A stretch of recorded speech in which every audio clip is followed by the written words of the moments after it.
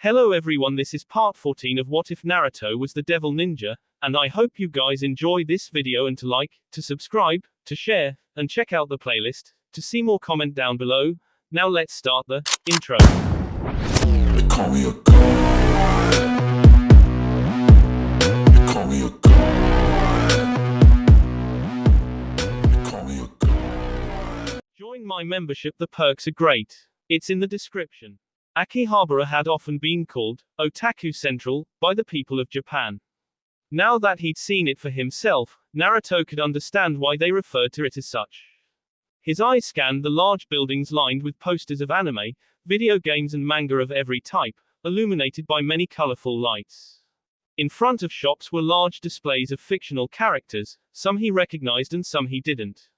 Walking along the street, he passed girls dressed as maids, cat girls and cat girl maids, all of them handing out flyers to passersby. He accepted one with a polite smile when it was offered, even though he had no intention of actually visiting. Sitting on his shoulder, gripping his hair, Office wore a look of bland annoyance. "Why are we here?" she asked as Naruto meandered down the road, taking in the sights and sounds. "Because Rias will no doubt be mad at me when I return home," Naruto answered as if it was obvious. "I need to buy a gift to appease her, and Akihabara is the best place to buy it." His girlfriend was a major Japanophile. Ever since he'd learned of it and told her how cute he thought it was, she'd made it a point to enlighten him about her passion. They watched anime almost every night before going to bed. She had him play several of her visual novels, and even bought him a new game system to play the latest anime-based video games. Her favorite at the moment was a Gundam Warriors game that had come out recently. "Are you sure it's not just because you got lost and ended up here?" Naruto almost stumbled, but caught himself at the last moment. You don't have to put it like that, do you, Office-chan?" he whined. "I don't like it here," Office said, her voice bored, but containing a hint of annoyance. "It's too loud." "You think so?" Naruto's head swiveled around to take in the sights and sounds. "Rias would love it here. I kinda like it. It's lively and full of vigor. I would prefer just going back to my silence." "Do you really enjoy silence that much?" "Yes." Naruto frowned, but decided to withhold any comments he had until he got all of his shopping done. He checked several stores, looking for that perfect item to buy Rias. He was sure there would be something she'd like within one of the many shops. The problem with shopping in a place like Akihabara, Naruto soon realized, was that there were just too many options. Dozens, maybe even hundreds of stores lined the street, all of them selling hundreds of thousands of different types of otaku-related paraphernalia. There were so many options that Naruto simply couldn't figure out what to buy. It didn't help that he knew very little about otaku culture. He might like some of the anime that his girlfriend had introduced him to, but that didn't make him an expert by any stretch of the imagination. It took him a while, but Naruto eventually found a visual novel that he knew Rias didn't have. Fate, Hollow Ataraxia, a game she'd spoken of wanting to get after she completed the other visual novels in her collection. After buying the game and leaving one of the many stores, Naruto decided to find a quiet place where he and Office could talk some more. Sakura trees lined the walkway that cut through the park. He observed the many people surrounding them. Some walked down the paved walkway, while others lounged on the grass, a blanket spread underneath them. Couples cuddled together and children played games of tag, running through the trees as they chased each other to and fro. Naruto found a small vendor stand selling crepes and bought 2 of them before finding a place to sit. "Here you go." He handed Office a crepe filled with cream cheese and strawberries. She took the crepe and eyed it curiously, sniffing it several times, as if she'd never seen this type of food before. "What is this? I guess she hasn't had one before. Something tasty." Naruto took a bite out of his crepe, moaning in delight as the sugary sweetness hit his mouth. He blamed Koneko for his new love of sweets. "You should try it." Office stared at her food some more before, ever so slowly, nibbling on the end. She paused after the first nibble, her eyes widening just a bit, before she took a larger bite out of it. Naruto chuckled. "I'm glad to see you like it." Office did not answer him at first, and Naruto was able to finish his entire crepe before she spoke. "It's strangely addictive," she confided before taking another bite. "I want to eat more, though I do not know why." As the Ouroboros dragon, I do not require human sustenance to exist. I have no need for things like food and water. Another bite. Yet for some reason, the more I eat this, the more I want to continue eating. After tossing his paper in a trash can, Naruto placed a hand on Office's head and rubbed it. Because it tastes good. You might be some kind of dragon god or whatever, but you still have all the things a regular human has in that form. You have taste buds and nerves, you can feel and see and smell. You might not be human, but that doesn't mean you can't do the things that humans do. I guess. Office finished off her crepe, and Naruto took the wrapper from her and threw it away. You know, Naruto leaned back on the bench, if you kicked out Great Red and returned to the void, you wouldn't be able to do stuff like this. Travel to new places and try new foods, or spend time with others and have fun. I do not need to spend time with others. Are you saying you don't like spending time with me? Office hesitated. I would not say that spending time with you is unpleasant, but the majority of people in this world annoy me. There is too much noise, too much humanity, for me to feel comfortable. Is that so? Naruto caressed one of Office's ears with his index finger, making the immortal dragon lean into his touch. I'm sorry to hear that. Not for the first time since meeting her, Naruto wondered why Office cared so much for the solitude that only the void could offer. Whatever it was, he had a feeling that not even Office herself knew the answer. Devil Ninja. The battle had taken a turn for the worst. Rias had been so sure of their victory. With Kiba's new sword and determination, two exorcists wielding holy swords, Koneko's strength, Ravel's fire, Akino's power, Asia's healing, the boosted gear and her own prodigious abilities, she had been certain they would attain victory. She was beginning to learn that in battle, true battle, victory was never a certainty, and that there was always a chance that it would be snatched from her grasp. They had started off with a spearhead formation. Kiba had led the charge, plowing sword first into the horde of soulbound armor. His blade sliced through not armor, but the chains keeping the soul attached to the armor. Every time his blade cut into an opponent, the armor would collapse into pieces, its form losing cohesiveness, scattering along the floor, as the soul enslaved to it was released. Irina and Zenevia had followed up, cutting into what Kiba missed, keeping the other enemies off Rias Knight. Holy swords flashed and sliced their foes apart, splitting the armor and rendering them useless. Zenevia's Durandal was power incarnate, and when it struck something, whatever that something was would be destroyed, obliterated. Irina proved to be her diametric opposite, striking with precision and using her Excalibur mimics holy power to cut through the weak points in the armor, the chinks that all armor possessed. Her precision was made even more deadly when her Excalibur would change forms, shifting from a sword into a whip and from a whip into a spear. It added an unpredictable quality to her fighting style that Rias felt Naruto would have appreciated. Koneko and Akino had come in after, using their respective abilities to deal heavy damage by launching attacks through the gaps left in the armored warrior's formation. Lances of lightning had sliced through armor like a searing hot knife through soft ice cream, tearing apart armor like gay bolt piercing wet paper. Fists and feet had battered steel plating, each attack sending enemies flying into the others, their armor dented and, in some cases, blown apart by the force with which they were hit. Issei had proven to be the biggest surprise of all. He used the boosted gear's abilities to its full potential, enhancing his physical prowess to incredible levels. He had already promoted himself to queen, and so every time he boosted, his abilities and magical power skyrocketed. Issei's eyes had gleamed with the ferocity of a dragon as he stood by Asia, protecting her as she healed their wounds. He tore armor apart with his bare hands, obliterated opponents with miniature dragon-shot bullets at point blank. He had been like a whirlwind of mass destruction, a force of nature that few could compare to. A dragon. She had brought up the back. With her powers of destruction, she had sent attacks none of her peerage knew she possessed. Beams of darkness obliterated swaths of armored figures. Blades of pure destruction ripped through blessed steel with impunity. Tornadoes had formed around her hands, swirling masses of devastating demonic matter that, when released, destroyed more than just her foes. By this point, the church bore many holes in its structure and several walls had crumbled, unable to withstand the might of her attacks. Standing by her side, Ravel didn't do much. She, unlike the others, had never fought in a real life or death battle, and Riza had never used her in his rating games, treating her more like a mascot than a soldier. However, that didn't mean she didn't help where she could. Fire had appeared on her hands, deadly flames that she threw at the armored beings that Rias missed.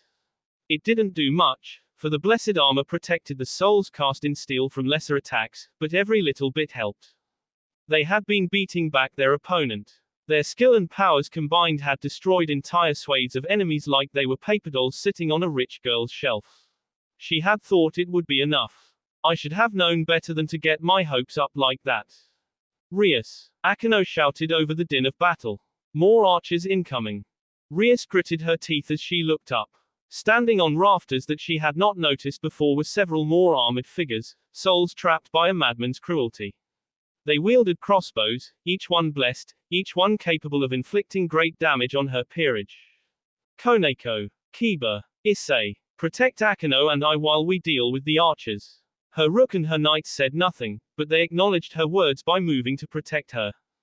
Kiba's sword was like a whirlwind, flashing in and out of existence, a blurring force that sliced through several foes in just as many seconds. By his side was Koneko. What she lacked in speed, she more than made up for with raw power. Her fists crashed against her enemies like the fists of a titan. Any enemy that came to close was sent flying directly into the path of an attack aimed at one of them, effectively acting as a shield. Akeno darted into the air, her wings spread. Lightning lanced from her hands, bolts of powerful yellow energy that slammed into one of the archers, and then leapt to the next one and the next one and the next one. Very soon, several archers were lit up like celebration lights strung from a house, their steel plates smoking, sizzlings, and ultimately, melting down into their base components when it was no longer capable of withstanding the power her queen had put into her attack. Rias held out a single hand, palm facing the ceiling, fingers curled. Along the tips of her fingers, 5 spheres of dark energy appeared, crackling as tendrils of arcane magics, as if the power wanted to escape from the tight balls it had been compressed into. With a swipe of her hand, those spheres turned into tiny beams of energy that impaled the archers, and then detonated inside of them, disintegrating their bodies so that not even ashes remained. More are coming from the left.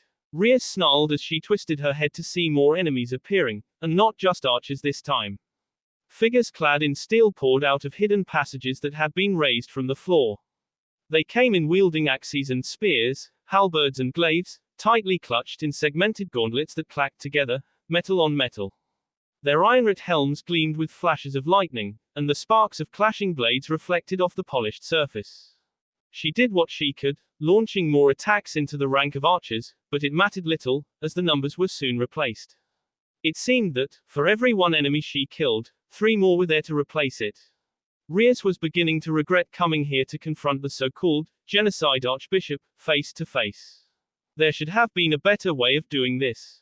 A glance around revealed that they were all in dire straits. Xenavia and Irina had been separated from the group and were locked in combat with none other than Freed, the disgusting priest. He wasn't as skilled as they were, but he didn't need to be. He taunted them, mocked them, goaded them into attacking him, and whenever it seemed like he would be defeated, one of the armor-bound souls would step in, taking the hit meant for him so that he could continue playing his game. Xenavia and Irina were already suffering from a number of wounds. Blood leaked down the bare arms and legs. Irina's outfit was ripped and lacerations could be seen along her torso. Xenavia appeared to be in better shape, but not by much, and Rias could see how tired the blue-haired warrior was becoming. Wielding Durandal was taking its toll. Kiba and Koneko fought side by side, but they were no longer with her or Akeno, which left them to fend for themselves. The pair fought back to back, but it was a losing battle. They were being encircled, enemies closing in from all sides, trapping them. Kiba's greatest asset, his vaunted speed, meant little if he had no room to maneuver around his opponents. Koneko, being a rook, fared better than the knight, but even she could not fully block blessed weapons meant to damage devils, and it showed in the numerous cuts and burns littering her lithe body. Akeno, Asia and Issei had managed to stick together, and perhaps because of that, they looked the best out of her entire group, especially with Asia healing the other 2 whenever they were wounded. Akeno would blast enemies apart at range while Issei took them to town from close up. He slipped around his opponents in ways that were eerily reminiscent to Naruto. His movements were deceptive. What appeared to be a slide tackle might actually be him lining up for a dragon shot at point blank. A punch aimed at what seemed to be one of his foes was actually aimed at the ground, which split apart and caused his enemies to lose their balance, allowing him to tear them apart with his boosted gear. It was easy to see that Naruto's training had done wonders for the boy. I wish Naruto was here. This wouldn't be nearly as hard if he was. But he wasn't. Naruto was gone, doing whatever it was he felt needed to be done. She didn't necessarily know why Naruto had decided to let those three capture him, though she knew there must have been a reason. That didn't mean they wouldn't be having words when he came back home. Having been separated from everyone else, Rias was forced to fend for herself. A spear set to pierce her through the chest sliced the air with a shrill whistle, but she destroyed it by creating a quarter-dome shield of destructive energy. Spear met dome and melted as her power overloaded the blessings that gave the weapon its holy power. The dome then transformed into a spear of its own. Blackish red and crackling with demonic energy, it flew forward with startling suddenness and impaled the one who tried attacking her. Wings of darkness appeared behind her. Not actual wings, but pinions composed of energy. Two armored entities that attempted to attack her from behind were annihilated when her wings slammed into them in a very unwing-like fashion. They were blasted back, their armor burning as her powers ran rampant on their holy protections, destroying them, erasing them. When the blessings affording them safety against her powers wore out, the armor keeping the souls bound was annihilated as if they had never existed. Out of the corner of her eyes, Rias saw Ravel surrounded and beset upon from all sides, screaming and flailing as several blessed spears sliced into her flesh, the wounds refusing to heal. The young blonde girl was having it worse than all the others. It wasn't just that she was less experienced than the rest of them. She was also afraid. Rias could see it in every jerky movement, every shaky motion. In the tears staining the girl's eyes. The young Phoenix heiress wasn't a fighter. She didn't have that killer instinct. Koneko. The white-haired Nekosho nodded at her and acted quickly. Her fist pounded against an armored figure, sending it crashing into its fellows. Slowly, very slowly, Koneko made her way over to Ravel, who screamed as one of the warriors tried impaling her through the head. It never reached the girl.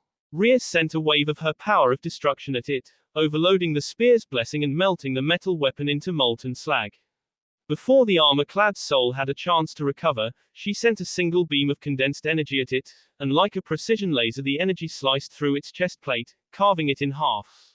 Rias divided her attention between the opponents all around her and the ones surrounding the blonde heiress. She sent several waves of energy into the horde of armored slaves blocking Koneko's path. Most died outright when their blessings failed, unable to withstand the might of her power of destruction. Koneko used the distraction Rias provided and moved to Ravel's side, grabbing the girl by the back of her shirt and hauling her over to Kiba, where she and Rias Knight could better protect the heiress. More armored figures charged and more armored figures perished.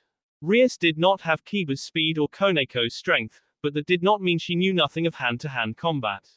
Naruto had informed her that relying solely on her power was a mistake, and he had taken her to task much the same way he'd done with Issei. While she would never be a frontline fighter, she knew enough to get by, and when combined with her formidable powers of destruction, armored souls forced to do someone else's bidding were no match for her. Yet even thralls could defeat a superior foe if they had enough numbers, just like a tidal wave could wipe out a coastal city if it was large enough. And much like any tidal wave, the horde of armored slaves fell upon him, pushing Rias and the others back with nothing more than sheer numbers. Kiba was sporting bruises from armored fists. Koneko bled from numerous wounds that burned her body with holy powers. Issei had bruises, cuts, contusions and a multitude of other injuries from having to protect Asia. Akano, having taken to the sky, had fared a bit better, but still suffered several wounds, her left arm bleeding from where it had been pierced with an arrow. Even Rias had a large gash across her left shoulder from a spear that had found its mark. A little ways off, Irina and Zenevia continued to battle Freed, and they were losing, badly. What's the matter, little exorcists? Freed taunted as he darted and wove between his own forces, using them to force the two into expending more energy than they could afford. Has working with the devils made you weak? Perhaps God has abandoned you now that you've decided to throw your lot in with them. We haven't thrown our lot in with anyone. Zenevia snarled as Durandal made to slice Freed in half. It probably would have, too, had the psychotic exile not darted out of the way like a deranged monkey. Durandal crashed into the ground, splitting the floor apart with its power. Several suits of armor were destroyed, but the gap created was quickly filled by more armor. Haven't thrown your lot in with anyone. Fried's laugh was reminiscent of some of the worst psychopaths in history. You're working with devils, my dear. Shitty ass motherfucking devils. Are they not God's enemies? Are they not the ones God desires to smite more than any other? What do you call working with them if not throwing in your lot with the enemies of God? Shut up. Zenobie's attacks became increasingly reckless. Her swings, while still powerful, lacked the control they'd had before. They were more akin to vicious hacking than elegant swinging. Fried just laughed as he dodged around the attacks. Is that your best comeback? Shut up. You church types are so fucking lame, you come dribbling cocksuckers. It's no wonder you're the weakest of the three factions. I bet the exorcists spend so much time sucking God's dick that they barely have any time to train. Zenobie's angry shout sounded more like the bestial roaring of an animal. Fried's psychotic laughter played a contrasting symphony as he dodged her initial attack and tried to strike her when she overextended herself. Only the timely arrival of Irina, who'd kept her head during the battle and ignored the taunting, saved Zenobia from being cut in twines. Fried snarled as his well-executed attack was foiled. Irina, her face grim and determined, unleashed a flurry of lightning-fast swings that forced the insane exiled exorcist to backpedal. Rias had no more time to focus on the problems of others when two armored figures charged her. One tried impaling her with its spear. The other attempted to bash her skull in. She allowed neither weapon to touch her. The first was outright destroyed by her power and the second she avoided entirely. Her hands then flashed out, fingernails covered in dark energy shaped like claws. They tore through the armor and continued on when she released the pent-up energy as a massive wave of dark crimson flames, decimating several more opponents behind the two. Rias. Akeno descended from her perch and Rias saw the lacerations marring her skin, blood dripping down her arms and legs. We're being overwhelmed. We need to retreat. Akeno was right. Rias knew she was right. They could not hope to defeat so many enemies, especially since it seemed as if this horde was endless. Already her peerage was exhausted and her allies on their last legs. If something wasn't done soon, they would die here. But what can we do? Rias' eyes scanned their surroundings. They were hemmed in. Trapped. There was no way for them to escape at this point. They were also divided. Separated. Which meant they could be picked off one by one, and only the merits of their individual strengths had kept them from being exterminated. Individual strengths. Rias' eyes flew wide open as a plan formed within her mind. It was a stupid plan. Insane and asinine in every way possible. It was also stupid, insane and asinine enough to work, or so she hoped. Naruto would love it. Eyes. The young man who'd so valiantly fought to protect Asia looked up. I'm going to give you my power. I want you to boost it and launch it into the ground. It was a testament to his character that he didn't question her, merely responding with a, hi. Buku. Rias gathered as much of her power of destruction as she dared and hurled it at Issei, who raised his gauntlet and caught the power, trapping it within his boosted gear. Boost, boost, boost, boost, boost, boost. Issei's gauntlet began to glow with bright fire. They were not real flames, but dark flames generated by her powers as the boosted gear enhanced it. Boost. Boost, boost, boost, boost, boost, boost, boost, boost, boost, boost, boost, boost, boost. Power erupted from Issei's body as the boosted gear continued boosting her powers of destruction.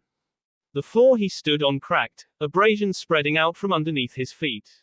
His shirt tore as a fierce gale kicked up all around him, the remains flapping about erratically, showing the chiseled chest and stomach he'd gained from Naruto's training. Boost, boost, boost, boost, boost, boost, boost, boost, boost, boost, boost, boost, boost, boost, boost, boost, boost. Rias gritted her teeth as she struggled to remain standing. She'd known of the boosted gear's potential, but she never imagined it would be so vast. She could feel the power, her power, roiling off Issei like a typhoon, chaotic and destructive. It was unlike anything she had ever felt before. Boost, boost, boost, boost, boost, boost, boost, boost, boost, boost, boost, boost, boost, boost, boost, boost, boost. The others weren't faring as well as her. They might have been strong in their own right, but none of them had her power. As a high-class devil, she had more power than the others, and thus, an easier time remaining upright. Ravel was also a high-class devil, but she was still young. Even Akeno had placed her hands on her knees to keep from falling as Issei's power skyrocketed. Boost, boost, boost, boost, boost, over booster. With nothing more than a shout, Issei brought his gauntlet-covered fist down upon the floor. Everybody into the air, Rias shouted before unleashing her wings. She quickly grabbed the two exorcists by creating a whip out of her power of destruction, pulling them with her as she ascended into the air, her peerage following suit. Seconds later, the entire world was engulfed in red light.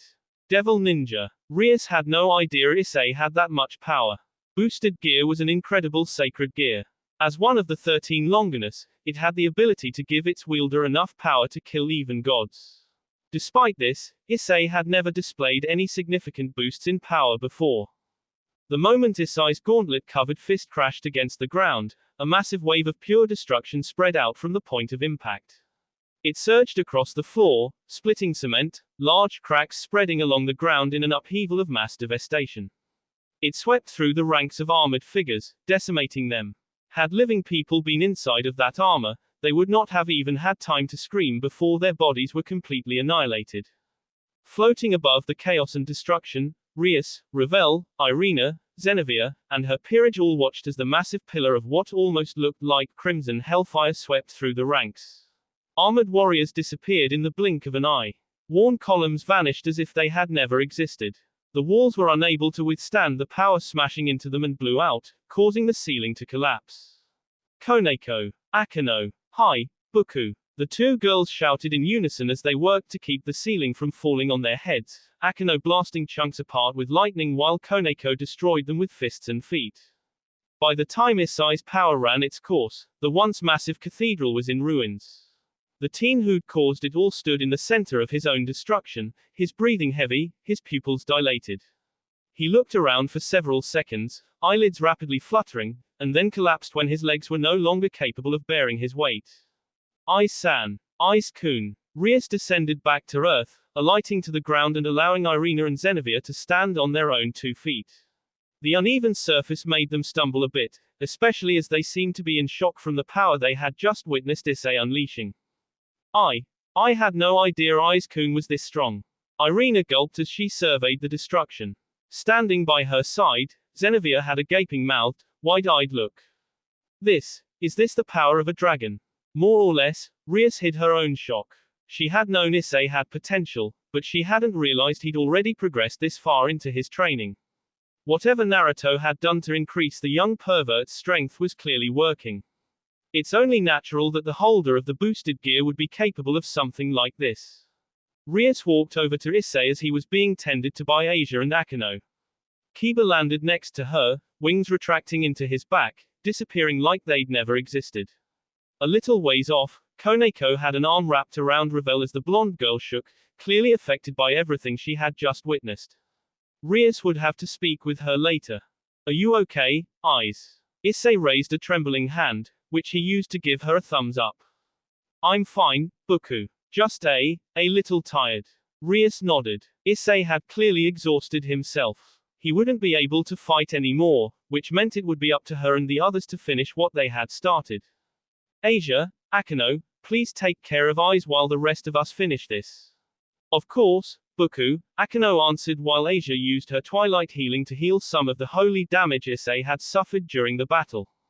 I can still fight. Issei tried to stand, only to fall flat on his backside. No. Rias shook her head, you're nearly dead on your feet. No more fighting for you. Asia, Akeno, please make sure Eyes doesn't try to follow us. Of course, Buku. Akeno's eyes gleamed with sadistic glee as she smiled, I will make sure that Eyes-kun cannot go anywhere. Good. Ravel. Rias gave the girl a kind smile, why don't you stay here with Eyes, Asia and Akeno? Ravel shook her head and grabbed onto Rias' shirt. Quote. What was that? I want to go with you. Rias closed her eyes for a second to contemplate the girl. Ravel wasn't a fighter. She never would be, and Rias knew it had been a mistake to take her along, but she'd wanted to go and Rias was loath to stop her. Okay, she said at last, opening her eyes and giving Ravel a stern look. But you stick by mine and Koneko's side, all right? I don't want you getting separated from me. Ravel didn't say anything, merely nodded and let go of her shirt. All right. Breathing out deeply, Rias eyed her peerage and the two exorcists. Let's go. I want to get rid of Valper Galile and return home as soon as possible. Everyone nodded. She could see they were tired, but like her, they also wanted to end this, to end the man who'd caused everyone here so much trouble and pain. She smiled at him, and together, they journeyed into the underbelly of their enemy's territory. Devil Ninja. No light shone in the darkened corridors they carefully tread through. The small orb of flame that Ravel had conjured barely lit the area 3 feet in front of them. Yet still they traveled through darkness, their footsteps echoing along the ominous tunnel. Did Valper really go down this way? Asked Kiba, warily eyeing the cracked walls showing their age. Yes, Zenevia grunted, I saw him retreat once the fighting started. This is the only way he could have gone. There are only 2 exits in this place, Irina supplied helpfully. The front entrance and the emergency escape located underneath the catacombs. Catacombs. Rias glanced at the generally cheerful exorcist. Irina nodded, the fused Excalibur swinging back and forth in her left hand. There are catacombs down here, though they were all cleared out years ago when the cathedral was abandoned. Now it's just a dusty old tomb with no bodies.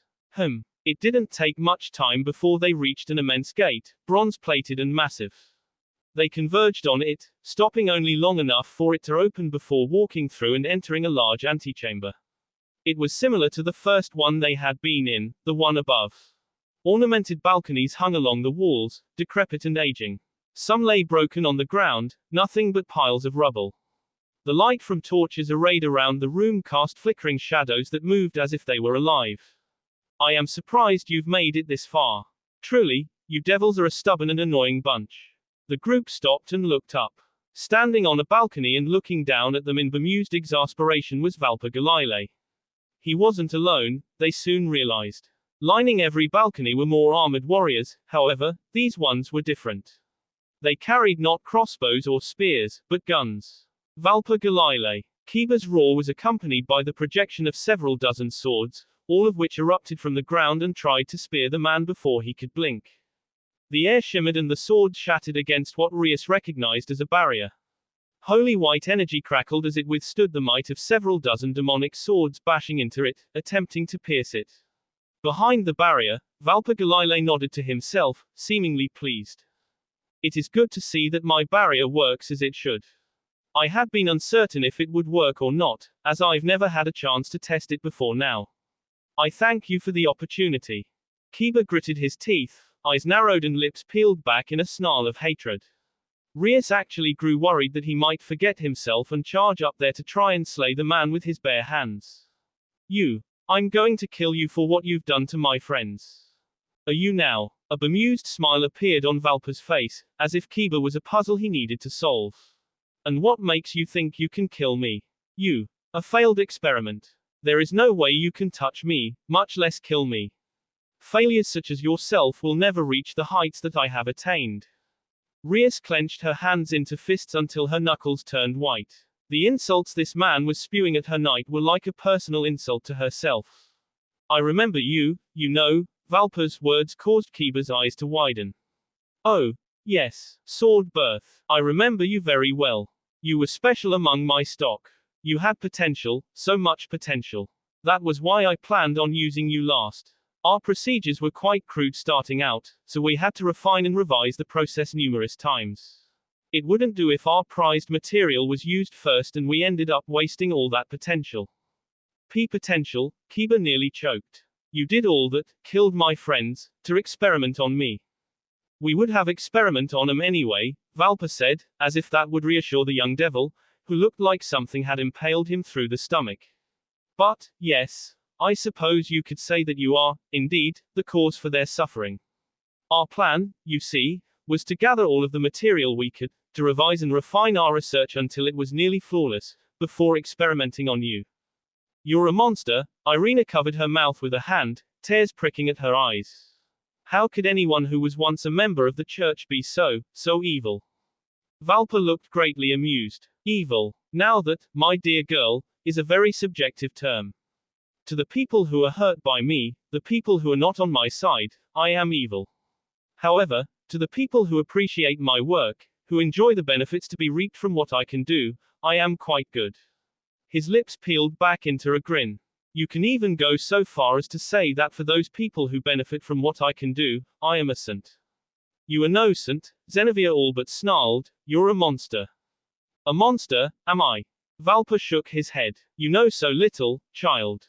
You call me a monster, but you do not truly understand what that word means. Your perceptions are clouded by the vaunted ideals of the church.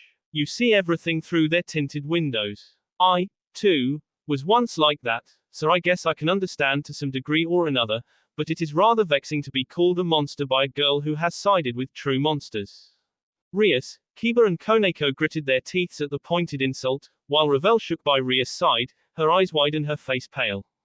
Now then, I suppose we must end this little game, yes. The man continued, his voice almost conversational, as if he wasn't intent on ending their lives. I do not particularly enjoy guns. Bullets are simply too small for them to be very effective, and they lack the circumference necessary to properly enchant them with holy power. At the same time, they allow for a much higher firing rate and, if enough bullets penetrate the target, they can even take down a high-class devil such as yourself, Rias Gremori. Rias studied the room, her eyes flickering back and forth. There had to be something she could do, something that could get them out of this.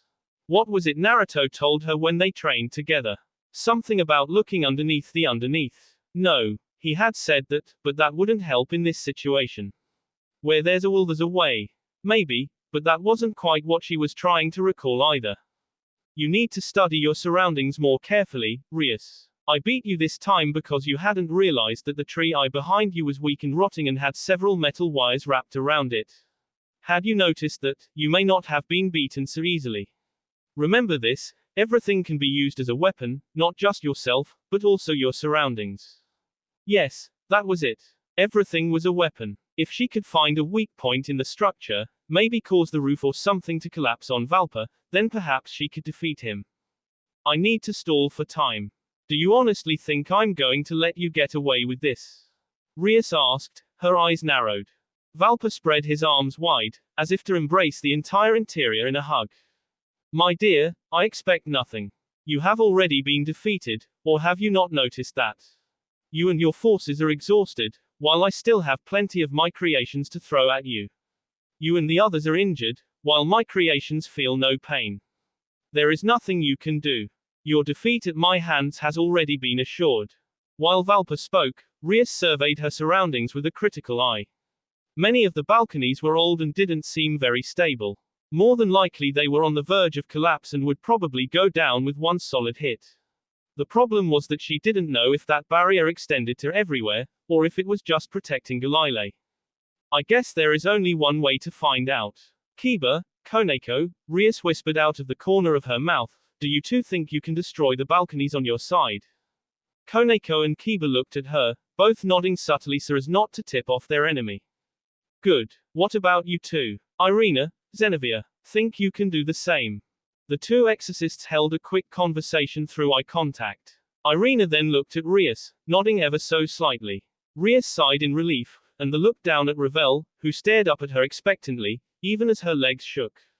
Ravel, when I give the signal, I want you to launch your strongest fire attack at the ceiling above Valper's head, okay? Alright. It is not a question of whether you will let me do anything, Galile concluded, and Rias turned her attention back to the man. The only reason you are alive right now is because I have deigned not to kill you yet. Then why haven't you? Rias glared when Valper chuckled. Call it the eccentricities of an old man. You have all been very amusing. Indeed, I have not been this entertained in a long time. Watching you all struggle so hard against the inevitable has been a great way to pass the time. His smile widened. But now I feel that time is at an end. As fun as playing with you is, my master needs you gone. Valper Galile raised a hand and the armored figures all raised their weapons. The others tensed as Rias glared up at Valper, worrying herself into a tizzy. What if her plan didn't work? Would she be able to protect her peerage, her family? Who was this master that Valper spoke of? Who could possibly control a man this mad? So many questions, so many worries, all of which she shunted to the side so that she could prepare herself. Rias counted down in her head, waiting until Galile's arm began to descend. Now, it happened all at once. All of them attacked. 100 blades shot from the ground, crashing into several balconies on their left-hand side, destroying them and causing the armored figures standing on them to fall. A large chunk of stone was ripped from the ground by Koneko and tossed onto a balcony, crushing the figures within. Xenavia and Irina attacked in unison. Durandal struck the ground to cataclysmic effect, the earth splitting like the parting of the Red Sea, traveling to and up the wall where it destroyed several balconies.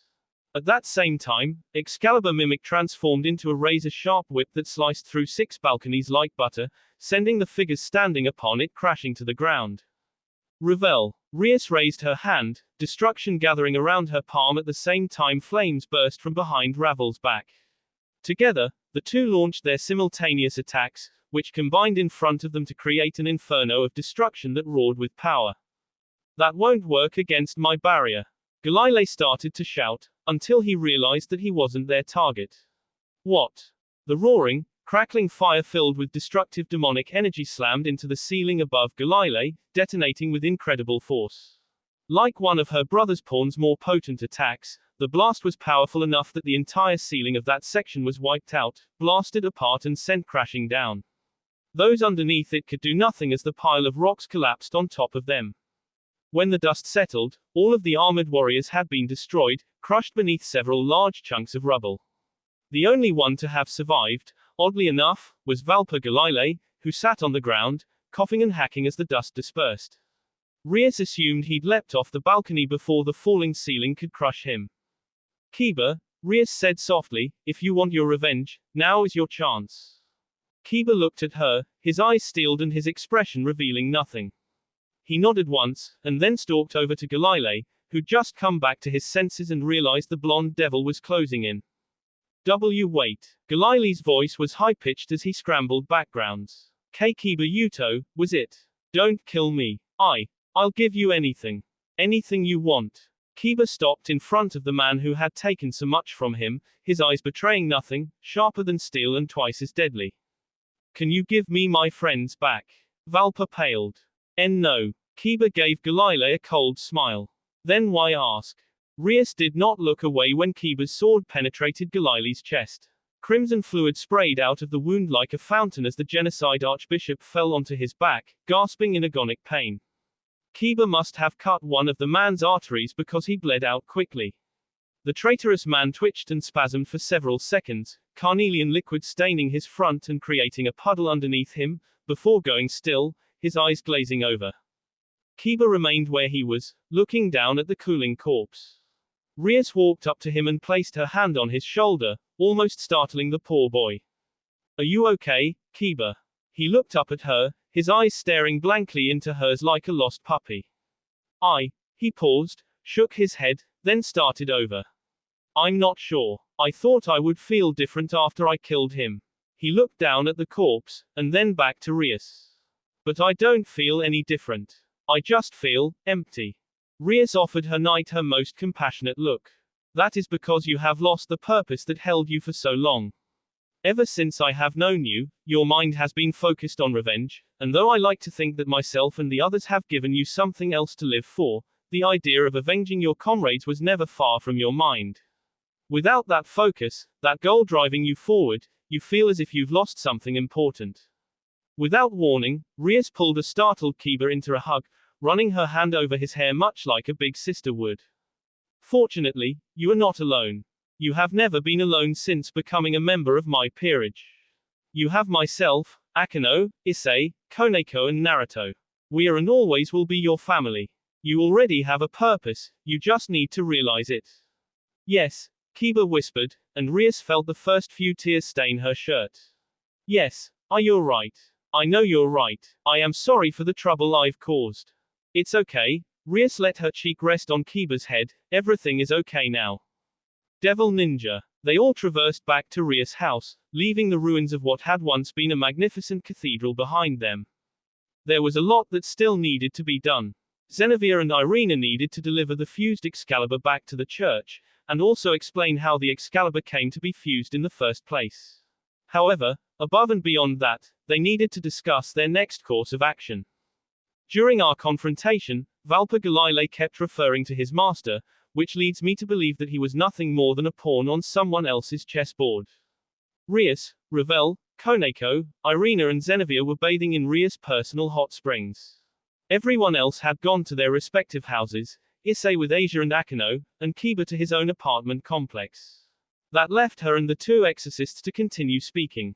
We originally came here suspecting that would be the case, Irina admitted, appearing worried, and with good reason.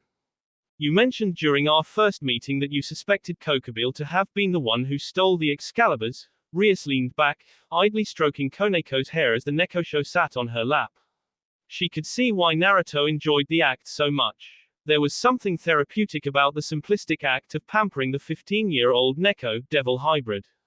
If that is the case, and Kokabiel really is the one behind all this, why has he not shown himself? What is he hoping to accomplish? We believe that Kokabiel means to renew hostilities between the three factions, Irina told Rias, who felt as if someone had just jabbed her in the gut by the revelation. We're almost positive that's why he stole the Excaliburs, to invoke the church's wrath and maybe start fighting against the devils again. It's why the church only sent the two of us to retrieve them. No one wants to restart the war, and we knew that sending in an army of exorcists would have been taken as a sign of aggression. Rias nodded her understanding. That makes sense. My brother once told me that Kokabiel is a very bloodthirsty fallen angel. He said that during the war, Kokabiel was one of those fallen angels who disagreed with the ceasefire and wanted to continue fighting. These centuries of peace must have been grating on him. It only makes sense that he would try to renew hostilities. The more Rias thought about it, the more it made sense.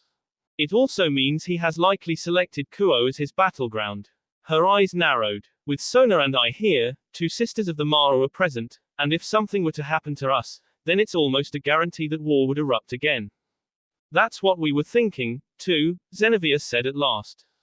The death of your Leviathan's sister at the hands of Excalibur would have restarted the war, and we would have played right into his hands. Rias scowled at the thought of Kokabiel and his plan. There were a few warmongers in the underworld on the devil's side as well, people who hadn't sided with the old Satan faction but still believed they shouldn't have given up so easily. They gave her brother numerous headaches, and she detested those people for wanting to restart something that would cause all sides to spill more blood. I'll speak with Sona tomorrow, Rias determined. I highly doubt Kokabiel is just going to quietly go underground now that his plan has failed, not after he put so much effort into stealing the Excaliburs.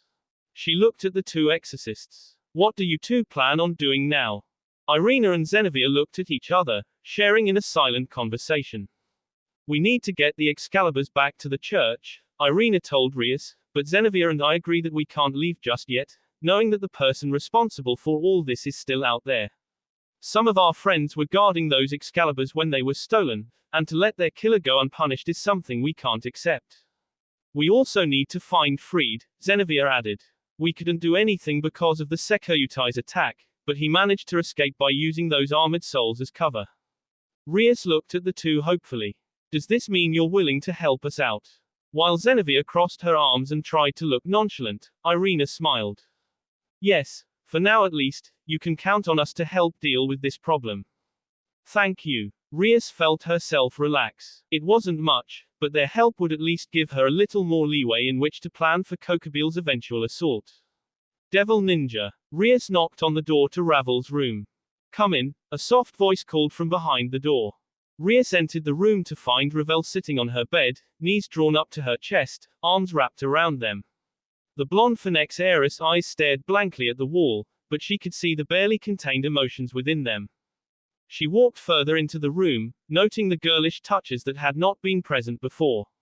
Ravel's bedroom was predominantly pink. The walls, floor and ceiling were all a light pink. So too were the furnishing. The bed and dresser. The nightstand. Even the desk sitting by the window was pink, though a darker shade than the walls. Rias-sama, Ravel's tone was polite but masked. Yet even masked as it was, Rias could hear the tremor in it. Smiling gently, Rias sat herself down on the bed. Ravel, I was wondering if you wanted to talk about what happened tonight. Ravel was quiet for a moment. Rias waited patiently, knowing better than to interrupt. I always used to think myself powerful, her voice was still soft. I used to think that I knew what battle was, that I understood combat. Yet tonight, that battle in the cathedral, it was so different than the rating games I am used to. It was fast-paced and furious, with spells flying everywhere and people actually trying to kill us. And it hurt. Ravel finally looked Rias in the eye, tears gathering. It really, really hurt. Those weapons they used were so painful. I know that were weak against holy powers, but I never realized it would hurt so much.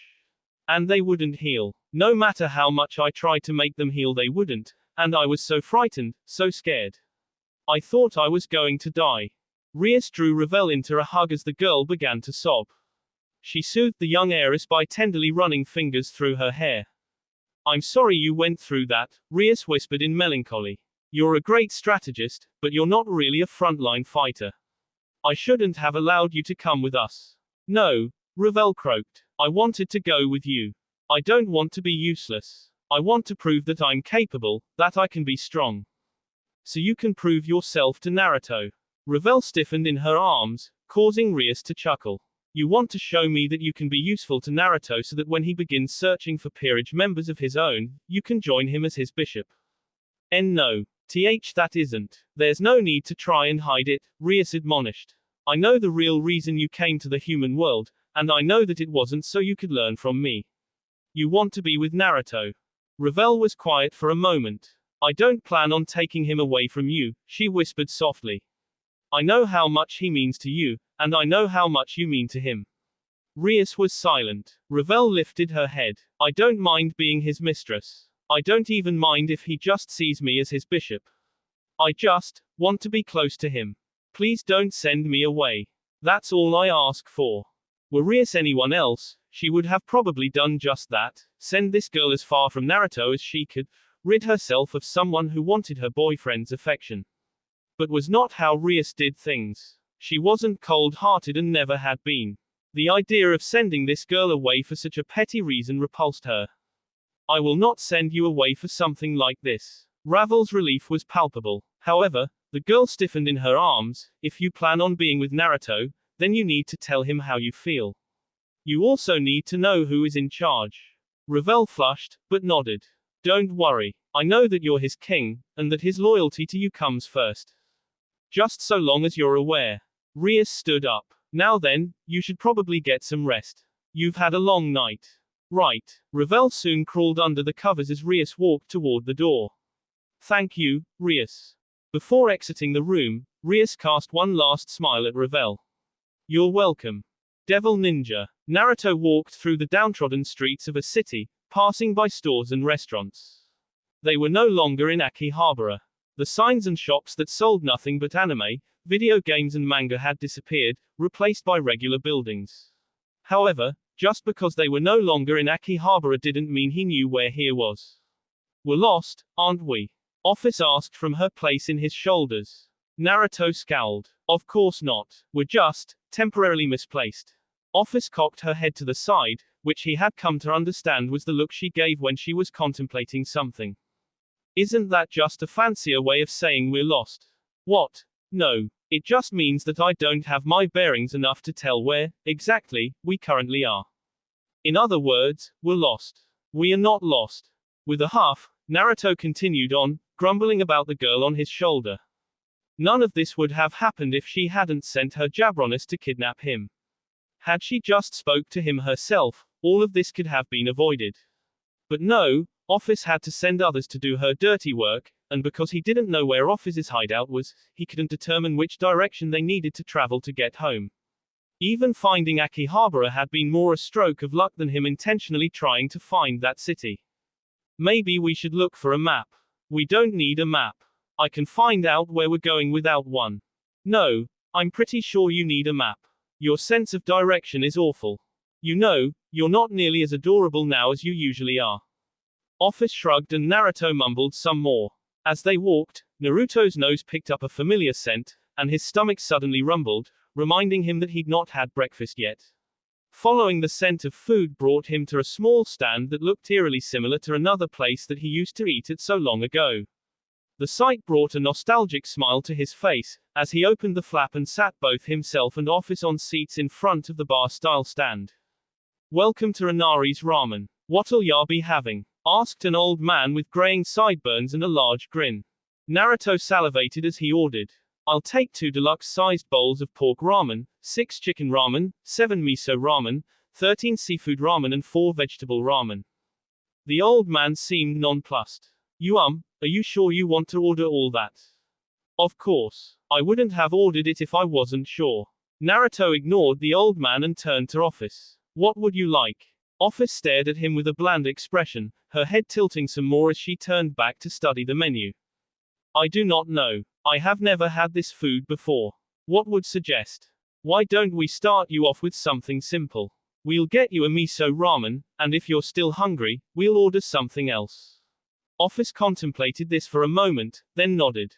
"Very well." Grinning, Naruto turned back to the old man. "You heard the little lady." Although the man seemed ready to have a heart attack, he snapped out of his stupor and addressed them quickly. Right. I'll get started on your order right away." As the old man began preparing their ramen, Office regarded Naruto curiously. In return, he gazed at her with steady eyes and a smile. "Something on your mind? Why are you so intent on dissuading me from kicking Great Red out of my home?" Naruto hummed curiously as he regarded the powerful entity disguised as a loli. "It's because of your eyes." Office raised a single hand to her face, fingers gently touching her cheek underneath her left eye. "My eyes." Naruto turned back to the bar as the old man served up his first bowl of ramen. It's often been said that when you look into a person's eyes, you can see what kind of person they are. Are they a happy person or a sad person? Did they have a hard life or were they born to a life of privilege? While I don't claim to be an expert on this stuff, I like to think I'm pretty good at determining what kind of person someone is by looking into their eyes. "I see." Office paused when her own bowl of food came up. After taking a bite, her eyes widened slightly and she began eating at a quicker pace. She finished eating the entire bowl in less than a minute, then looked up at Naruto, who interpreted the look and, with a grin, turned to the old man behind the counter. "Hey, old man, get a second bowl for my friend here. Make it chicken this time. Coming right up." As the old man started cooking again, Office turned and restarted her conversation with Naruto. "What do you see when you look into my eyes?" Naruto frowned at her. Nothing at all, and that's the problem. When I look into your eyes, all I see is emptiness, a void in which nothing exists. It's like you're just existing, a mere object going through life without actually being alive. I don't like it. I don't like how dead your eyes look. I don't like how it feels as if you've never once experienced joy, never once known what it means to have friends, to find love, to know what it means to have a family. Naruto paused to wipe some mysterious liquid that threatened to fall from his eyes. "It must have been the fumes from the ramen. That's why I've decided that I'm going to give you those things." He gave her a determined look. "The reason you want to return to the void is because you've never experienced what it means to be alive, so I'm gonna make sure you do. I'll make sure you experience all that life has to offer, and I guarantee that by the time you and I face Great Red, you won't want to return to the void." Those are some awfully bold words. What makes you think you can change my mind?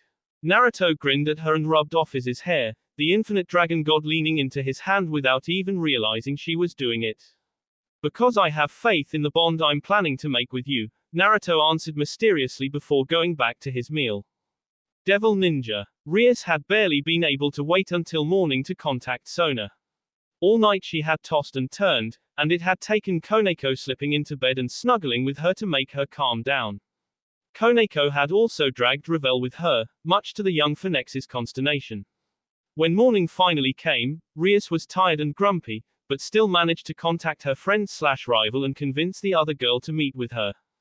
When Sona arrived at her home that morning, it was with the ever-faithful Tsubuki at her side. Because of how large the mansion was, Rias escorted the pair into one of the many unused office spaces before using her familiar to summon Irina and Zenevia, who she felt deserved to be a part of this conversation. While waiting for the two exorcists to arrive, Ravel served Sona and Rias some tea, which she thanked the girl for with a smile and gestured for her to sit on the sofa with her. You look like you've had a busy night, Sona observed coolly after several seconds of silence. Rias sighed. You can say that again. I take it things did not go quite as planned.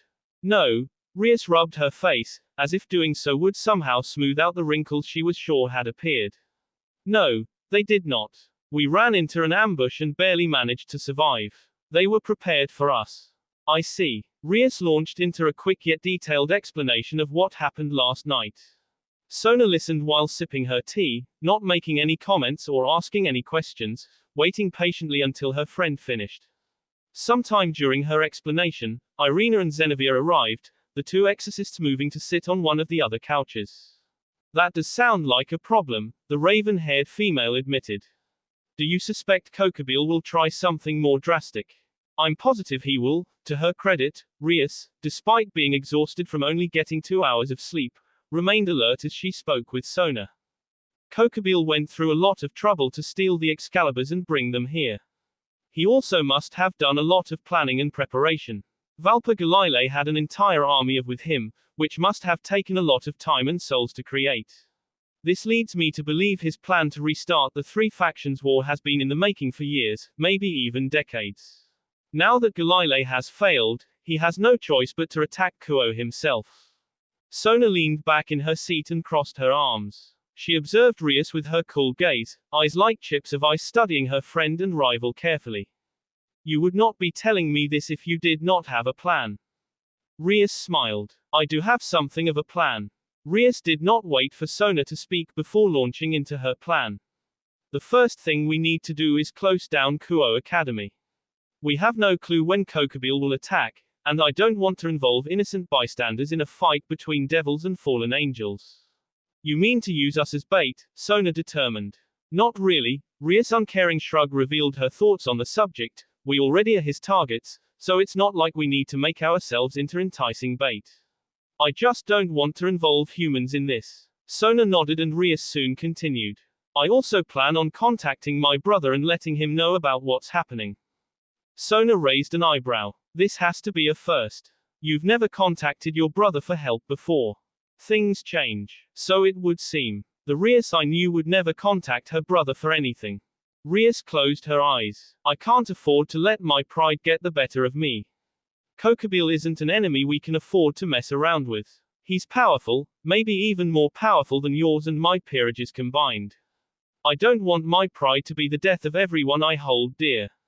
Sona studied her friend for several silent seconds before breaking out into a small smile. It seems you've done some growing up. I guess that Naruto really has been a good influence on you. Yes, Rias said softly, her heart going out to Naruto, wherever he was. I suppose he has. Devil Ninja. Issei slept for nearly an entire day after the battle within the cathedral. He had used up more power during that single fight than he ever had before and the act had left him beyond exhausted. He passed out before Akeno and Asia had even managed to get him home. The morning after waking up, he had been informed by Akeno that Rias had asked him to head over to the school. According to her, a plan was being concocted on how to deal with the current situation. After an amazing breakfast cooked by his two girlfriends, they had all headed out toward Kuo Academy. Girlfriends. He had two girlfriends. Issei still had trouble believing it sometimes. Even though he always said that he wanted to become a harem king, he knew that, realistically speaking, the chances of him actually getting a harem were depressingly small.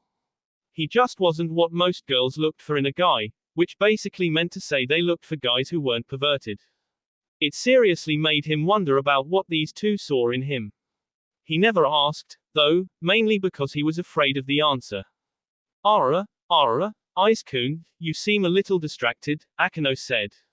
Yeah, well, if you had two girls pressing their jiggly parts against you, I'm sure you would be distracted, too. Both Asia and Akeno had taken one of his arms and were pressing each appendage against them. The arm Akeno held had actually sunk into her massive cleavage, which just went to show him how big her oppi really were. While Asia's were nowhere close to being Akeno's size, the soft feel of her small bust was more than enough to make Issei feel like he was touching heaven. Issei was actually surprised he was even capable of thinking with these two beauties pressing into him like this. Ah ha ha ha, I was just thinking about some stuff. Issei tried not to blush as Akino's eye rubbed against his arm. He was also struggling against a nosebleed. Nothing to worry about. What is Issei-san thinking about? Inquired Asia. Just, stuff. What kind of stuff? Like, Issei was grasping at straws as he struggled to think properly. Life, I guess. I'm also wondering what Rias Buku wants. Knowing Buku, she has probably come up with a plan to deal with Kokabiel and wants us there to help out. I guess. When they entered the school, Issei was surprised to see the entire academy was empty. There wasn't a soul in sight. Asia and Akino walked down silent halls and empty corridors, slowly meandering their way to the student council office, which was where they were told to meet up with everyone else. Enter. A voice called from within after Issei knocked on the door. The trio slowly opened it and walked into the room. Sona's peerage and the other members of Rias' peerage were already inside, with the redhead herself standing next to Sona. Ara, it seems we're late. Akino smiled at everyone as she unwound her arms from Issei and strode over to Rias' side. My apologies. It's fine, Rias waved the apology off, you're not that late. We haven't even started yet. Issei slowly moved further into the room with Asia. Kiba nodded to him from his position near the far wall. The Knight of Rias Gremori had his arms crossed and looked to be in deep thought. Issei thought it best not to bother him. Over by one of the couches, Irina spared him a smile while Zenevia merely eyed him with a curious gleam. Koneko didn't even look up from the couch she and Ravel were sitting on. A small dose of killing intent caught Issei's attention, and the young man turned to find a teen his age with short blonde hair, grey eyes, and a feral scowl glaring daggers into his back. What crawled up your ass and died?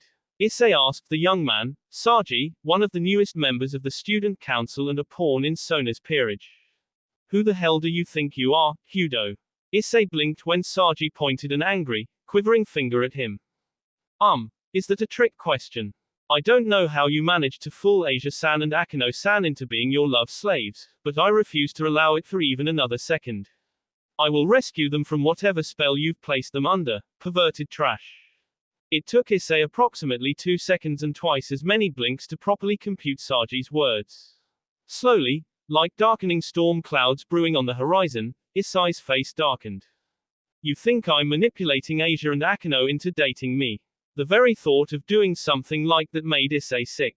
I might be a pervert, and I might be obsessed with oppai, but I'd never force someone as kind and sweet as Asia into dating me. I noticed you didn't say anything about Akino-san. That's because Akino is the last person who would ever allow herself to be manipulated. Issei scowled at the blonde-haired teen. Who did this jerk think he was, insulting Akino? She's one of the strongest people I know, and I know that if anyone ever tried forcing her to do something she didn't want to, she'd fry them before they had a chance to regret it. Oh my? Akino held a hand to her smiling lips, her cheeks a soft shade of pink. Ice-kun, you know me too well. Saji's face turned into a flaming bonfire of anger. Don't you can fool me, Hudo. I know you're tricking those two. And I won't stand for it. I'm going to, yeowch. Saji's tirade was promptly cut off when Sona grabbed him by the ear and yanked, hard. The young woman scowled at her pawn. Saji, I believe I told you to keep a lid on your jealousy. The words were spoken calmly, but everyone present shivered at the iciness in her tone. Saji paled. It seems I am going to have to punish you after this meeting. Now do me a favor and keep quiet until our business is concluded. Why yes, Kaiku. Sona let go of Saji's ear and bowed before Rias. I apologize for my pawn's behavior. Ever since he learned of Hudo Issei's relationship with Argent Asia and Himejima Akino, he has been most jealous. Not jealous. Sona cast Saji a glare, causing the boy's mouth to snap shut with a loud clack. Leaning against the large student president desk, Rias crossed her arms and looked at the group. Unlike some of the previous times since Naruto disappeared, this time the redhead's eyes were sharp and calculating. There is a lot that we need to discuss, Rias started. Sona already knows that my peerage and I have taken to aiding Irina and Zenevia in the recovery of the stolen Excaliburs. We have done that. The Excaliburs have been recovered. However, the one who stole them is still at large, and he will be coming for us. Their first plan to stir up trouble failed, Sona added, seemingly in agreement. So we expect the next attempt at renewing the war between the three factions to be even more extreme and twice as vicious. I've contacted my brother and informed him of what's happened, and he's agreed to alert the underworld's forces and have our armies prepped in case the worst scenario happens. Unfortunately, due to a number of factors, he and his forces will be unable to enter the human world except in the event of an emergency. Why is that? Asked Issei. If there's trouble, isn't it the job of a Maru and a brother to protect you? It is precisely because my brother is a Maru that he cannot afford to be seen moving recklessly, Rias informed her pawn, who only cast her a confused glance. My brother is a powerful entity in his own right. If he came to the human world, it could be seen as an act of aggression by the forces of heaven and the Grigori, which might be the spark to start the war. That is something we want to avoid. Rias paused long enough to grimace. There is also the fact that I am his little sister. We have no real evidence that the stolen Excaliburs isn't an isolated incident that's already been resolved. If he were to move on my word alone, other nobles who dislike my brother's reign would see it as a sign of favoritism, and use it to weaken his position. Zenevia scoffed distastefully. Politics have no place in a crisis. No, they do not. Ria's tight smile showed her agreement, but that is how things work. Have you informed the church of what's happened? We have. Irina stepped forward, and they said they want us to return. Her smile, normally so cheerful, looked just a tad bitter. We told them about what's happening here, but it seems they don't want us getting involved in a conflict they have nothing to do with, ignoring the fact that we became involved the moment the Excaliburs were stolen from us. Sounds like you've got your own political troubles. Rias seemed somehow both amused and resigned. I guess no matter what your affiliation is, political dealings and the problems associated with them will always rear their ugly heads. So, the church is having some internal struggles, Sona commented. You are correct. The church is a lot more divided on most matters than they would like everyone else to believe, Zenevia sighed, shoulders slumping. There are a number of factions within the church, and each one will more often than not have their own agenda that doesn't align with those of the other factions. That is the unfortunate nature of all organizations. Politics mirrored in faith are even more ruthless than the kind found in governments around the world. I don't think it's as bad as Zenevia says, Irina tried to remain upbeat. There are a lot of good people within the church, who want to do good things. The factions she's talking about are the extremist groups, such as the Knights Templar and the Order of St. John. However, they are a very small group and do not have much power in the grand scheme of things. They can't force compliance of the design, especially since the more moderate factions have the backing of God and the archangels. So what is your plan, then? Rias gazed upon the two, her expression polite but guarded. Will you be returning to the church? Irina shook her head. Zenevia and I have talked this over and decided that, until the one responsible for all this is defeated, we won't return. Kokabiel is a threat to all of us, and if we don't deal with him now, then there is a strong possibility that he will attempt to do something like this again. I'm glad to hear that. Rias shifted, the tenseness in her shoulders relaxing, as if a great weight had been lifted from them. We're going to need all the help we can get. Zenevia said nothing, merely nodding while Irina offered a smile. Now then, Sona and I have discussed this at length, and have decided that the best way to avoid being caught with our figurative pants down, is to maintain a significant portion of our forces within the academy, where we expect Kokabiel will attack. However, we also know that keeping our forces strictly within the academy will limit our ability to spot the enemy should they approach. To compensate for this, we'll be sending out hourly patrols. Your job during these patrols will be to scan the city and surrounding forests for signs of fallen angel activity. Be sure to have your familiars expand your search radius. Does anyone have any questions? Issei looked at everyone to see them all shaking their head. He looked back at Rias and raised his hand. What should we do if we run into Kokabiel during one of our patrols? Run for it and inform us via your communicator, Rias told him seriously. Issei nodded. Anyone else? No. All right then. Let's begin fortifying the academy. We have a lot of work to do and I don't know how long it will be before Kokabiel comes, so we'd best get everything done quickly. Devil Ninja. Kuo Academy's school pitch, often used for track and field exercises, was a great place to train. Beyond the circular trail defined by the polyurethane track lay meadows of freshly mowed grass, and even further beyond that stood the forest, a copse of beautiful oak and maple trees. Boost, boost, boost, boost, boost, boost, boost. Issei gritted his teeth as he struggled to contain the power within his gauntlet. The boosted gear glowed brightly within the dim morning light. Power wafted from it and him like red miasma. Boost, boost, boost, boost, boost, boost, boost, boost, boost. He took the energy of his boosted gear and gave it shape. His gauntlet changed, slowly, morphing and shifting. Purple gems appeared along its length like metal studs on a leather belt. Segmented armor plating, scaly protrusions akin to a dragon's, shot out from either side to give the appearance of a reptilian ridges. From the knuckles, something appeared, jutting out for nearly 3 feet before ending in a pointed tip. Sharp and deadly, gleaming in the light, yet strangely fluid, easily manipulable, the multi-segmented blade that came forth reminded Issei of a sword he once saw in a video game. It looks like you're getting better at using your new power, partner, the gem over Issei's hand flashed as Drake spoke up. Yeah. Even as Issei continued to watch, his segmented sword returned from whence it came, leaving a normal boosted gear. He sighed, but I can't seem to make it last for more than a few minutes. A prominent frown marred his face. It's not a matter of power. I'm pretty sure I'm using more than enough power. There's some other problem, some other reason my dragon's tail isn't lasting long enough for me to use it. It's not a matter of power, partner, but resolve. Resolve. All dragons are unwavering in their resolve. Whenever we decide on a course of action, we stop at nothing to achieve our goal. The resolve of a dragon is harder than diamonds. Right now, your resolve is lacking.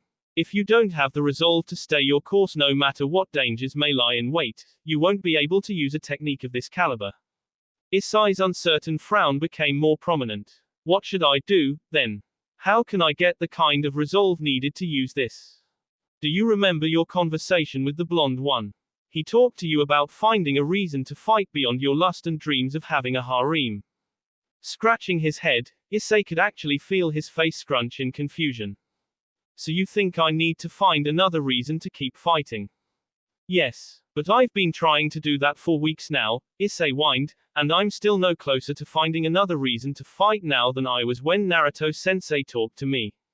Which means that rather than trying to use this technique, you should be thinking about what kind of reason will give you the resolve to harden yourself and fight. It is just like the blonde one said. Lust only provides a temporary boost, which is why you haven't been able to use this technique. You need to find another reason to fight, a more powerful reason, one that will endure any hardship that comes your way.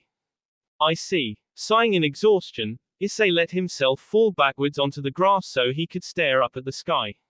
How am I supposed to find that reason, though? Don't ask me. I'm just a gauntlet. TCH. Some help you are. Devil Ninja. Nearly 3 days passed without incident. No word of an impending attack came to them. There had been no sightings of Kokabiel or even a single fallen angel. Despite how this should have come as a relief to Rias and the others, it didn't, especially because of the potential political ramifications that could come if it turned out this was a false alarm. Rias knew that her brother would be mocked greatly if he set the underworld's armies on high alert, only for it to have been for nothing. She also needed to consider the high-strung tension that hers and Sona's peerage was under. Being forced into a state of constant alertness and paranoia was putting stress on the minds of those who served them. To help alleviate this tension, Rias had proposed pitting their peerages against each other with a number of friendly challenges. They didn't play a rating game, as they couldn't afford to given the situation. However, Rias had suggested a number of regular games that would, theoretically, help hone some of the skills they would use in a rating game. This included having them play games such as chess to help develop strategic thinking, dodgeball to hone their reflexes, races to increase their speed, and even push-up and pull-up contests to increase their strength. The games lasted for an entire day, and while it helped a little bit, the tension soon returned. I wonder what Kokabiel is waiting for. Rias frowned as she stared at the chessboard in front of her, waiting for Sona to make her move. Why has he not attacked yet? He could be waiting for us to drop our guard, Sona suggested as she moved her rook to block Rias' queen. Or, he could be waiting to make us nervous, tense and agitated. It is a standard tactic to use in this situation. Hold off on attacking until your enemy is ready to go insane with paranoia and irritation, and then attack when they're no longer thinking clearly. Check. Rias clicked her tongue as she analyzed her options. One of Sona's knights had checked her king. She could move her queen to take out the knight, but that would mean sacrificing one of her rooks. After a moment's thought, she moved her remaining knight and used it to take out Sona's knight. If that really is his plan, then I must say it's working. Even I'm beginning to feel irritated with all this waiting, and I know the others are feeling pretty high-strung as well. Issei and Saji almost got into a fight the other day. Those two, I swear they're cut from the same cloth, no matter what Saji says. Sona sighed as she moved one of her pawns, which Rias quickly took, only for the redhead to realize she'd been led into a trap. Her queen had extended too far into enemy territory and left her king undefended. Check. TCH. Rias studied her options. Her queen hadn't been taken yet, but it was surrounded. If possible, she would like to recover it, but doing so may put her in a worse position than before. What would Naruto do? Thinking about her boyfriend made Rias grin as she realized exactly what he would do. Chuckling to herself, she moved one of her pawns, causing Sona to raise an eyebrow before she moved a pawn to match Rias' maneuver. Her grin slowly widening, Rias began moving more pieces at random, with seemingly no rhyme or reason that Sona could discern. She had to admit, watching her friend/rival's face become increasingly more confused was fun. You are making some highly unorthodox maneuvers, Rias. Rias smiled sweetly at Sona. Am I? Sona deadpanned. Yes, you are. The game continued and Rias managed to claim one of Sona's knights, both of her rooks, all of her pawns, and one of her bishops. In return, she lost her queen, 4 pawns and both of her rooks. Grinning as she saw what her unusual tactics had done, Rias finally made her next move and leaned back, satisfied. And that's checkmate. Sona needed several moments of blank staring to realize that, indeed, Rias had managed to checkmate her. Her king was being harassed by 2 pawns, one of which had been promoted to a queen and the other a rook. A bishop had her in check and, unfortunately, because of the 2 promoted pieces. If she moved out of the bishop's path, either the queen or the rook would get her. It seems I lost. Sona leaned back. I concede defeat. Joy sang within Rias' soul as she realized she'd finally beaten her longtime rival at the one game she had never defeated Sona in. The raven-haired sister of Leviathan gazed at her friend, eyes gleaming curiously. I must say, I was impressed by the strategy you used.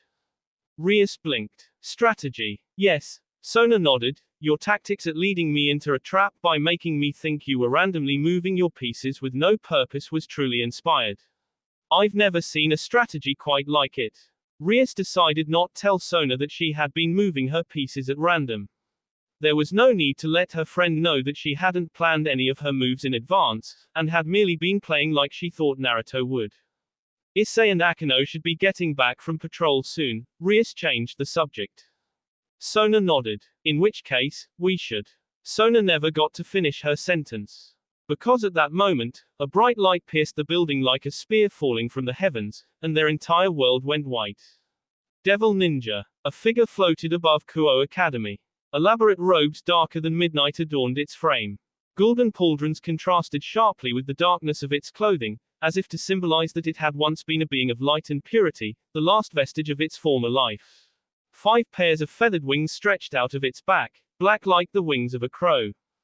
It gazed down at the institute that had been devastated by its initial attack. There was a giant hole in the ceiling, the edges burnt and black, smoke rising as if it had been attacked by a dragon's breath. Its lips stretched into a facsimile of a smile, too wide and too long to resemble a human's smile. Sharp fangs gave its monstrous visage an even more vicious look. With it were more figures. Dozens. Hundreds. Their faces covered by a frightening helm, jagged steel plates that appeared to have bonded with their skin. Bodysuits of midnight black with bondage-like straps wrapped around their arms, legs and torsos like a straight jacket. Black pinions extended from their backs, mostly in single pairs, though a few had 2 or 3. Gripped in fierce hands were light spears. Kokabiel breathed in deeply, as if savoring the destruction he'd just caused like it was a fine wine. It's a good day, he began, his lips peeling back to reveal a row of sharp, saw-like teeth, to start a war. That will be all for this video. Be sure to like, subscribe, share, and comment down below for more videos. Goodbye.